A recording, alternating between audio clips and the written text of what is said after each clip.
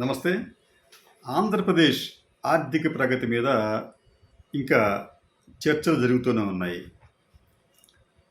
ప్రస్తుత ముఖ్యమంత్రి నారా చంద్రబాబు నాయుడు గారు జగన్ పాలనను ఎప్పటికప్పుడు తూర్పారబడుతూనే ఉన్నారు. జగన్ పాలనలో ఆంధ్రప్రదేశ్ అనేది అన్ని రంగాల్లో సర్వనాశనం అయిపోయింది. ఇప్పుడు ఈ ఆర్థిక వ్యవస్థను తిరిగి గాడిలో పెట్టేందుకు నేను శ్రమ పడుతున్నాను అని చెప్పి చంద్రబాబు నాయుడు గారు పదే పదే చెప్తున్నారు. అయితే గణాంకాలు మాత్రం అందుకు భిన్నంగా ఉంటున్నాయి. దేశ ఆర్థిక ప్రగతికి అలాగే ఆయా రాష్ట్రాల ఆర్థిక ప్రగతికి కొన్ని గణాంకాలు ఉంటాయి. అది కేంద్రం అలాగే రాష్ట్ర ప్రభుత్వాలు తయారు చేస్తారు. వీటన్నింటినీ క్రోడీకరించి రిజర్వ్ బ్యాంక్ ఆఫ్ ఇండియా కూడా ఒక నివేదిక ప్రతి సంవత్సరం ఒక నివేదిక విడుదల చేస్తూ ఉంటుంది. ఏ రాష్ట్రంలో ఎంత ప్రగతి ఉంది, ఏ రంగాల్లో ఎంత గ్రోత్ ఉందని చెప్పి వాళ్ళు తయారు చేస్తారు.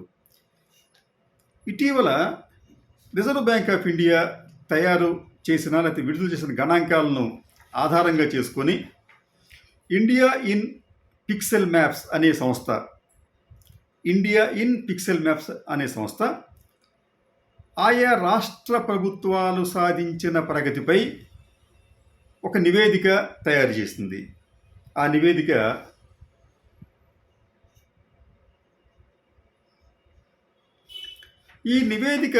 సారాంశం ఏమిటంటే 2020-24 మార్చి నాటికి మన భారతదేశ స్థూల జాతీయోత్పత్తి ఎంత ఉంది అంటే $3.86 ట్రిలియన్.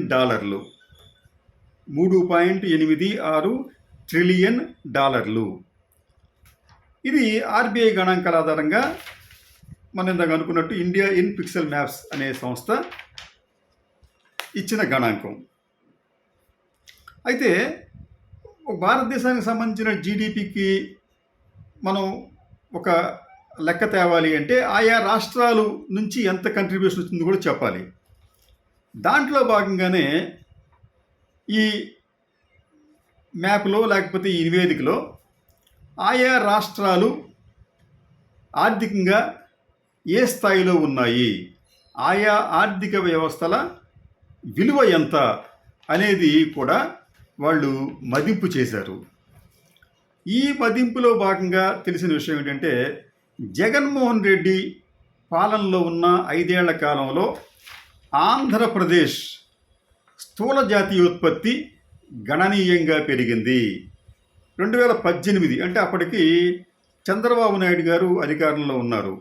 ఆ సమయానికి ఆంధ్రప్రదేశ్ స్థూల రాష్ట్ర జాతీయోత్పత్తి విలువ 8.73 లక్షల కోట్లు. అయితే అది జగన్మోహన్ రెడ్డి గారు అధికారంలోకి వచ్చి 5 ఏళ్లలో ఆయన దిగిపోయే నాటికి ఈ రాష్ట్ర స్థూల జాతీయోత్పత్తి విలువ 13.73 లక్షల కోట్లకు పెరిగింది. అంటే 5 ఏళ్లలో దాదాపు 5 లక్షల కోట్ల రూపాయల మేరకు ఆంధ్రప్రదేశ్ స్థూల జాతీయోత్పత్తి విలువ పెరిగింది. ఇది చాలా గణనీయమైన మొత్తం. దీనిని మనం కంపేర్ చేస్తే చంద్రబాబు నాయుడు గారి హయాంలో అంటే 2018 అంటే ఆయన 2014 నాటికి ఆయన అధికారంలోకి వచ్చేటప్పటికి ఆంధ్రప్రదేశ్ అనేది ఈ జిఎస్డిపి ర్యాంకుల్లో 14వ స్థానంలో ఎంతో ఉండేది. దిగిపోయే నాటికి 12వ స్థానంకి వచ్చింది. కానీ జగన్మోహన్ రెడ్డి గారు అధికారాన్ని కోల్పోయే నాటికి ఆంధ్రప్రదేశ్ అనేది ఈ జిఎస్డిపి రేటింగ్లో 8వ స్థానానికి చేరుకుంది. మనం సాధారణంగా చెప్తామంటే పొరుగునే ఉన్న తెలంగాణ అన్ని రంగాల్లో అభివృద్ధి సాధించింది, ఒక అంతర్జాతీయ నగరంగా అది హైదరాబాద్ అనేది ఎమర్జ్ అయ్యింది అని చెప్పి చంద్రబాబు నాయుడు గారు చాలా తరచుగా చెబుతూ ఉంటారు. అయితే అటువంటి భాగ్యనగరాన్ని కాళేశ్వరం వంటి పెద్ద ప్రాజెక్టులను తెలంగాణ కలిగి ఉన్నప్పటికీ కూడా ఆంధ్రప్రదేశ్ గ్రోత్తో పోల్చిన, ఆంధ్రప్రదేశ్ ఆర్థిక వ్యవస్థతో పోల్చిన తెలంగాణ ఇంకా ఆంధ్ర కన్నా వెనుకబడే ఉంది. ఇది నగ్న సత్యం. ఫర్ ఎగ్జాంపుల్ మీకు ఆంధ్రప్రదేశ్కి సంబంధించి ఒక కంపేర్ చేద్దాం మనం. భారతదేశంలో అతిపెద్ద ఆర్థిక వ్యవస్థలు కలిగి ఉన్న రాష్ట్రాలకు వచ్చేటప్పటికి మొదటి స్థానంలో మహారాష్ట్ర, రెండవ స్థానంలో తమిళనాడు, మూడవ స్థానంలో ఉత్తరప్రదేశ్, నాలుగవ స్థానంలో కర్ణాటక, ఐదవ స్థానంలో గుజరాత్, ఆరవ స్థానంలో బెంగాల్, ఏడవ స్థానంలో రాజస్థాన్, ఎనిమిదవ స్థానంలో ఆంధ్రప్రదేశ్ ఉంది. ఆంధ్రప్రదేశ్ కన్నా తక్కువ జిఎస్డిపి గల రాష్ట్రాల్లో 9వ స్థానంలో మధ్యప్రదేశ్, ఆ తరువాతి స్థానంలోనే తెలంగాణ ఉంది. అంటే తెలంగాణ 10వ స్థానంలో ఉంటే ఆంధ్రప్రదేశ్ ఈ జిఎస్డిపి రేట్లో ఇంకా ఎక్కువగా 8వ స్థానంలో ఉంది.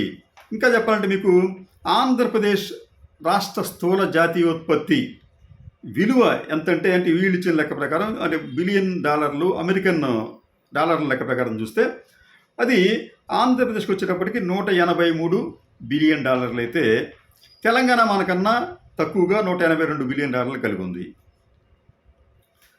కానీ ఆంధ్రప్రదేశ్లో గ్రోత్ లేదు. పొరుగునే ఉన్న తెలంగాణ సైబరాబాద్ హైటెక్ సిటీ వలన ఎక్కడికో వెళ్ళిపోయింది, విశ్వవిఖ్యాత నగరంగా మారిందని చెప్పి చంద్రబాబు నాయుడు గారు పదే చెప్తూ ఉంటారు. ఇంకొక విషయం ఏంటంటే ఈ గ్రోత్ రేట్కి సంబంధించి కూడా ఆర్బీఐ నివేదిక ప్రకారమే మీకు 2023 నాటికి ఆంధ్రప్రదేశ్లో వివిధ రంగాల్లో ఉన్న గ్రోత్ రేట్ అనేది కూడా అన్ని డబుల్ డిజిట్లోనే ఉన్నాయి. అన్నీ కూడా శరవేగంతో ముందుకు వెళుతున్నాయి. నిర్మాణ రంగంకి వచ్చేటప్పటికి 26.75% గ్రోత్ రేట్ ఉంది. మైనింగ్కి వచ్చేటప్పటికి 38.41, ఇది స్టేట్లో దేశంలో హైయెస్ట్ అది. మత్స్య రంగానికి వచ్చేటప్పటికి 25.92% గ్రోత్ రేట్. పారిశ్రామిక రంగానికి వచ్చేటప్పటికి 25.58. మనోళ్ళు ఏం చెప్తారంటే ఆంధ్రప్రదేశ్లో ఉద్యోగాలు లేవు, పరిశ్రమలు లేవు అని రకరకాల ప్రచారాలు చేశారు, ఇప్పటికీ చేస్తున్నారు. సర్వీస్ సెక్టర్కి వచ్చేటప్పటికి 18.91% గ్రోత్ రేట్. వ్యవసాయం దాని అనుబంధ రంగాలకు వచ్చేటప్పటికి 14.50 గ్రోత్ రేట్ ఉంది. ఇలా అనేక రంగాల్లో గ్రోత్ రేటు బాగా ఉంది. ఆ సమయంలో చంద్రబాబు నాయుడు గారితో ఇప్పుడు చెప్తాడు కదా, రాష్ట్రం అంతా నాశనం అయిపోయిందని చెప్పినప్పటికీ కూడా ఆంధ్రప్రదేశ్లో ఉద్యోగుల సంఖ్య పెరిగింది. నిరుద్యోగం అనేది కేవలం 4.2% పడిపోయింది. పేదరికం కూడా బాగా తగ్గింది. ఇన్ని జరిగినప్పటికీ కూడా ఆశ్చర్యకరమైన విషయం ఏంటంటే ఈ రాష్ట్ర ప్రజలు, చంద్రబాబు నాయుడు గారు, ఆయనకు అనుబంధంగా ఉన్న పార్టీలు ఏమైతే చెప్పాయో అంటే రాష్ట్రంలో అభివృద్ధి లేదు, రాష్ట్రంలో పరిశ్రమలు లేవు, రాష్ట్రంలో ఉపాధి లేదు అని చెప్పి ఏదైతే చెప్పారో దానినే ప్రజలంతా విశ్వసించారు.